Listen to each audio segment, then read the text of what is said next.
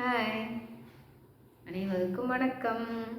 ஓம் சாய்ராம். ஜெய் ஜெய் சாய்ராம். குருவே சரணம். குரு கடாட்சம். இன்றைக்கி எதை பார்க்கலான்னா, எதனால் நமக்கு தாட் ஓடிக்கிட்டே இருக்குது. நாம் சும்மா உட்காந்தா கூட தாட் ஓடிக்கிட்டே இருக்கு இல்லைங்களா? ஏன், எதனால்? ஒன்று, ஆசையை விடாமல் மேலே மேலே அதிகப்படுத்திக்கிட்டே போகிறதுனால எண்ணங்கள் ஓடிக்கிட்டே இருக்குது இல்லைங்களா? அடுத்தது, தாட்டுக்கு நாம் முக்கியத்துவம் கொடுத்துட்டே இருக்கோம் இல்லைங்களா? தாட்டு ஓடிக்கிட்டே இருக்குன்னு வைங்களேன், அதுக்கு நம்ம முக்கியத்துவம் கொடுக்கக்கூடாது. முக்கியத்துவம் கொடுக்கறதுனால அது இன்னமும் அதிகமாக ஓடிக்கிட்டே இருக்குது இல்லைங்களா? இப்போது இன்னொன்று, தேடல் நமக்கு அதிகமாக இருக்குல்ல, ஆகையினால தாட் இன்னும் அதிகமாக ஓடிக்கிட்டே இருக்குது. சரிங்களா? இப்போ நம்ம பயிற்சி பண்ணுறோன்னு வைங்களேன், எப்படி உட்காந்து பண்ணணும்? தேடல் இல்லாமல் உட்காந்து செய்யணும். இப்போ தினமுமே குளிப்போம், சாப்பிடுவோம், ஆஃபீஸ் வேலை பார்ப்போம், எல்லாமே பார்ப்போம் இல்லைங்களா? வீட்டு வேலையெல்லாம் பார்ப்போம். அதுபோல் அதுவுமே ஒரு வேலை அப்படின்னு எடுத்துட்டு நம்ம எந்த தேடலும் இல்லாமல் உட்காந்து செஞ்சுட்டு இருந்துச்சோன்னு வைங்களேன், நம்மளுக்கு டயர்ட் ஆகாது. முன்னாடியே பார்த்தோம் இல்லைங்களா? அப்போ டயர்ட் ஆகாது. இப்போ ஒவ்வொருத்தர் சொல்லுவாங்க இல்லைங்களா, எனக்கு ஆஃபீஸ் போகவே பிடிக்கல, வேலை செய்யவே பிடிக்கலப்பா, என்னப்பா பண்ணுறது அப்படின்னு சொல்லுவாங்க இல்லைங்களா? ஏன், எதனால்? இப்போ ஒவ்வொரு ஆத்மாவும் இங்கே வந்திருக்குது அப்படின்னா அதன் நோக்கம் என்ன அப்படின்னு கவனிக்கணும்ல. இப்போ நாம் எதுக்காக வந்ததன் நோக்கம் என்ன அப்படின்னு கவனிக்கும்போது, கேட்கும்போது, பகவான்கிட்ட கேட்கும்போது தான் அதுக்கு விடை கிடைக்கும். சரிங்களா? அப்போ நமக்கு உண்டான வேலை எது அப்படின்னு நாம் கண்டுபிடிச்சி நாம் செஞ்சோன்னு வைங்களேன், நம்மளுக்கு சலிப்பு தட்டாது. எக்ஸாம்பிள் இப்போ தென்னை மரம் தேங்காய் கொடுத்துக்கிட்டே இருக்கு இல்லைங்களா? எனக்கு சலிப்பாக இருக்குதுப்பா, ஒரு நாள் லீவ் வேணும் அப்படின்னு கேட்குதுங்களா? இல்லையே, அதனோட வேலையை அது கச்சிதமாக செஞ்சுக்கிட்டே இருக்கு இல்லைங்களா? இப்போ மாங்காய் மரமே எடுத்துக்கோங்களேன், அது தினமும் அதனோட வேலையை செஞ்சுக்கிட்டே தானே இருக்குது. இப்போ போய் தென்னை மரத்துக்கிட்ட போய் நீ மாங்காய் கொடு அப்படின்னு கேட்டால் அது கொடுக்குமா? அதனால் கொடுக்கவும் முடியாது. அது ரொம்ப கஷ்டப்படும். என்னடா என்ன பண்ணுறது அப்படின்னு கஷ்டப்படும் இல்லைங்களா? இப்போ மாங்காய் மரத்துக்கிட்ட போய் நீ தேங்காய் கொடு அப்படின்னு கேட்டால் அது கொடுக்குமா? அது ரொம்ப கஷ்டப்படும். என்னடா அது மாற்றி கேட்குறாங்களே, என்னடா பண்ணலான்னு. அதுபோல் இப்போ அதனோட வேலை எதுவோ அதை செஞ்சிட்ருக்கு. அதனால் அது ஈஸியாக செஞ்சிட்ருக்கு இல்லைங்களா? அப்போது நாமளும் நம்மளோட வேலை எது அப்படின்னு நாம் தெரிஞ்சுக்கிட்டு அதை செஞ்சோன்னு வைங்களேன், சலிப்புன்றது வேலை பார்க்க நம்மளுக்கு சலிப்புன்றது இருக்காது. சரிங்களா? வேலை செய்யவே பிடிக்கல அப்படின்னு சொல்கிறாங்க இல்லைங்களா? இப்போ வேலை செய்ய பிடிக்காமலாம் இருக்கவே இருக்காது. இப்போ பிடிச்சு பண்ணும்போது என்ன ஆகும்னா, நம்மளுக்கு அந்த வேலை செய்கிறதுக்கே நல்லா இன்ட்ரெஸ்டாக இருக்கும் இல்லைங்களா?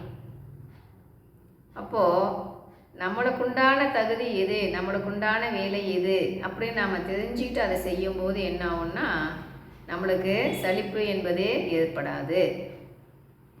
அப்போ என்ன பண்ணணும்? பகவான்கிட்ட தான் கேட்கணும். அப்பா, உன் பாதமே சரணாகதி, நீ பார்த்துக்கப்பா அப்படின்னு கேட்டுட்டு, என்னோடய வேலை எதுப்பா எனக்கு காமிக்கணும் அப்படின்னு பகவான்கிட்ட தானே கேட்கணும். கேட்கும்போது தான் விடை கிடைக்கும் இல்லைங்களா? கேட்கலன்னா கிடைக்குமா? கிடைக்காதில்ல. அப்போது என்ன பண்ணணும்? நாம் ஆசையை கம்மி பண்ணிக்கணும். விடுன்னு சொல்லவே இல்லை பகவான். ஆசையை கம்மி பண்ணிக்கோங்கன்னு சொல்கிறாங்க. சரிங்களா? ஆசையை கம்மி பண்ணிக்குவோம், தேடலை விட்டுட்டு நம்ம பாட்டுக்கு நம்ம கடமையை நாம் செய்யும்போது இப்போ தேடிகிட்டே இருக்கிறதுனால என்ன ஆகுதுன்னா, நம்மளுக்கு கிடைக்க மாட்டேங்குது இல்லைங்களா? அதுவும் நம்மளை தேடிகிட்டு இருக்குது. நாம் எதை தேடிகிட்டு இருக்கோமோ அதுவும் நம்மளை தேடிகிட்டு இருக்கு. நாம் எப்போ அதை நிப்பாட்டுவோமோ அப்போ அது நம்மக்கிட்ட வந்துடும். அண்டத்தில் உள்ளது பிண்டத்தில் உள்ளது. அப்போ உள்ளுக்குள்ளேயே வச்சுட்டு நம்ம வெளியவே தேடிட்டு இருக்கோம் இல்லைங்களா? அதனால தான் பதில் கிடைக்க மாட்டேங்குது.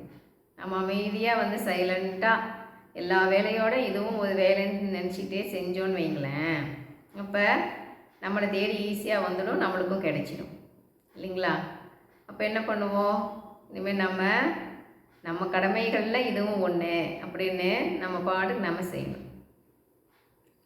இப்போது சில பேர் சொல்கிறாங்க, என்ன சொல்லுவாங்கன்னா, இந்த மாதிரி சத்சங்கம் கேட்கும்போது என்ன ஆகுதுன்னா மனசு அமைதியாக இருக்குதுங்க, அப்படியே போதையாக இருக்குது அப்படின்னு சொல்லுவாங்க.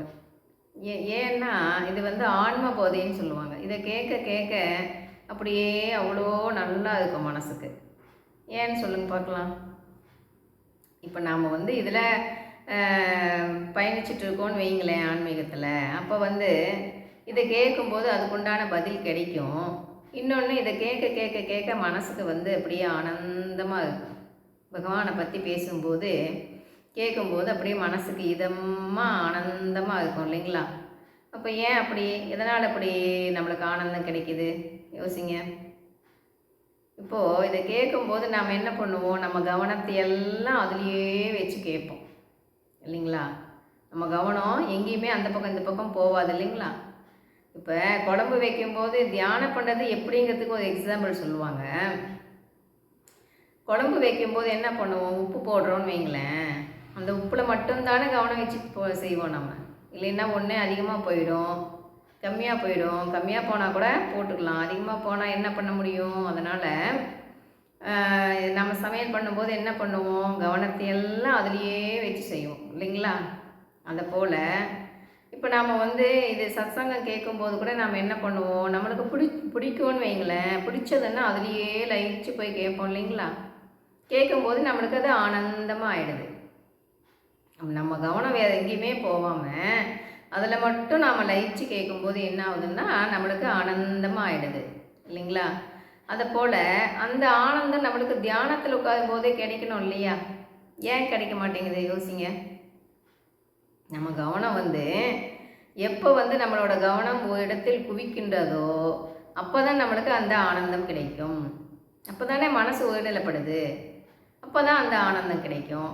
நாம் என்ன பண்ணுவோம், தியானத்தில் உட்காந்துட்டு இருக்கும்போது அதை இதன்னு எல்லாத்தையும் யோசிச்சுட்டே இருந்தோன்னு வைங்களேன், அந்த ஆனந்தம் அங்கே கிடைக்குமானா கிடைக்காது.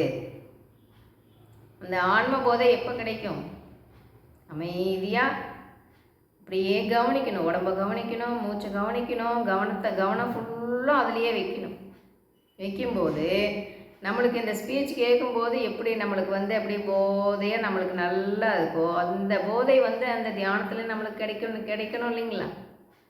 எப்படி கிடைக்கும், நம்ம என்ன பண்ணணும், அதுக்கு நம்ம கவனம்ன்றது ரொம்ப முக்கியம், ஃபோக்கஸ், சரிங்களா?